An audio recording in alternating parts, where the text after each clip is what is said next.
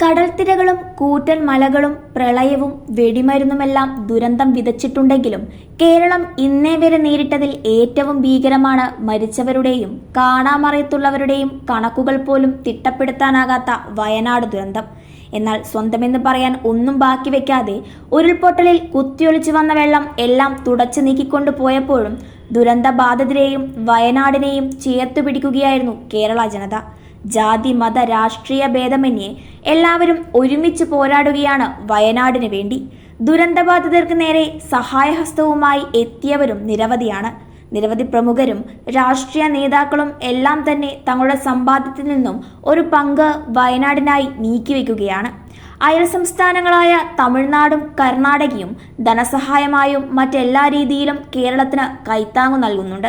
ഇപ്പോഴിതാ ധനസഹായത്തിന് പുറമെ വയനാട്ടിലുണ്ടായ ഉരുൾപൊട്ടൽ ദുരന്തത്തിൽ അകപ്പെട്ട കുടുംബങ്ങൾക്കായി 100 വീടുകൾ നിർമ്മിച്ചു നൽകുമെന്ന് പ്രഖ്യാപിച്ചുകൊണ്ട് മുൻപോട്ട് വന്നിരിക്കുകയാണ് കർണാടക മുഖ്യമന്ത്രി സിദ്ധരാമയ്യ. വയനാട്ടിലെ ഉരുൾപൊട്ടലിന്റെ പശ്ചാത്തലത്തിൽ കർണാടക കേരളത്തോട് ഐക്യദാർഢ്യം പ്രഖ്യാപിച്ചിരിക്കുകയാണ്. ഞങ്ങളുടെ പിന്തുണ മുഖ്യമന്ത്രി പിണറായി വിജയനെ അറിയിക്കുകയും കർണാടക 100 വീടുകൾ ദുരന്തബാധിതർക്ക് നിർമ്മിച്ചു നൽകുകയും ചെയ്യും. നമ്മൾ ഒരുമിച്ച് പുനർനിർമ്മിക്കുകയും പ്രത്യാശ പുനഃസ്ഥാപിക്കുകയും ചെയ്യും. ഇതായിരുന്നു സിദ്ധരാമയ്യ എക്സിൽ കുറിച്ചിരുന്നത്. കർണാടകയുടെ തീരുമാനത്തിനു പിന്നാലെ കോൺഗ്രസ് നേതാക്കളായ രാഹുൽ ഗാന്ധി, പ്രിയങ്ക ഗാന്ധി, KC വേണുഗോപാൽ എന്നിവർ മുഖ്യമന്ത്രി സിദ്ധരാമയ്യക്ക് നന്ദി പറഞ്ഞുകൊണ്ട് മുൻപോട്ട് വന്നിരുന്നു. നേരത്തെ കർണാടക വയനാട്ടിലേക്ക് രക്ഷാദൗത്യ സംഘത്തെ അടക്കം അയച്ചിട്ടുണ്ടായിരുന്നു. ഇതിന്റെ ഭാഗമായി ബന്ദിപ്പൂർ വഴിയുള്ള രാത്രിയാത്രാ നിരോധനത്തിന് താൽക്കാലിക ഇളവും നൽകിയിരുന്നു. അതിനു പിറകെയാണ് ഇപ്പോൾ 100 വീടുകൾ നിർമ്മിച്ചു നൽകാമെന്ന പ്രഖ്യാപനവും കർണാടക നടത്തിയിരിക്കുന്നത്. തമിഴ്നാടും വലിയ പിന്തുണയാണ് കേരളത്തെ അറിയിച്ചിട്ടുള്ളത്. കൂടാതെ 5 കോടി രൂപ ദുരിതാശ്വാസ നിധിയിലേക്ക് നൽകുമെന്നും അറിയിച്ചിരുന്നു. എന്തിനേറെ പറയുന്നു, ഈ ദുരന്തത്തിന്റെ ഭീകരത മനസ്സിലാക്കിക്കൊണ്ട് US-ൽ നിന്ന് ജോ ബൈഡൻ പോലും കേരളത്തെ അകമഴിഞ്ഞ് സഹായിക്കാൻ തയ്യാറായി നിൽക്കുമ്പോൾ കേരളത്തിൽ നിന്ന് വിജയിച്ച, കേരള ജനത വിജയിപ്പിച്ച കേരളത്തിൽ നിന്നുള്ള MP ആയ സുരേഷ് ഗോപിക്ക് പോലും ജോ ബൈഡന്റെ ബോധ്യം ഇല്ലാതെ പോയി.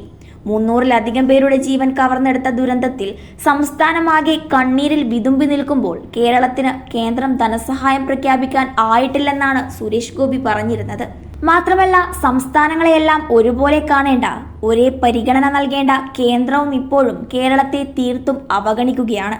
ലോക്സഭാ തിരഞ്ഞെടുപ്പിൽ കേരളം വലിയ തിരിച്ചടി തന്നെയായിരുന്നു BJPക്ക് നൽകിയിരുന്നത്. അതുതന്നെയാണ് ഈ അവഗണനയ്ക്ക് കാരണവും. കഴിഞ്ഞ ബജറ്റിലും തങ്ങൾക്ക് തിരിച്ചടി നൽകിയ സംസ്ഥാനങ്ങളെ പാടിത്തള്ളിക്കൊണ്ട് വെറും 2 സംസ്ഥാനങ്ങൾക്ക് വാരിക്കോരി നൽകിയതും നമ്മൾ കണ്ടതാണ്.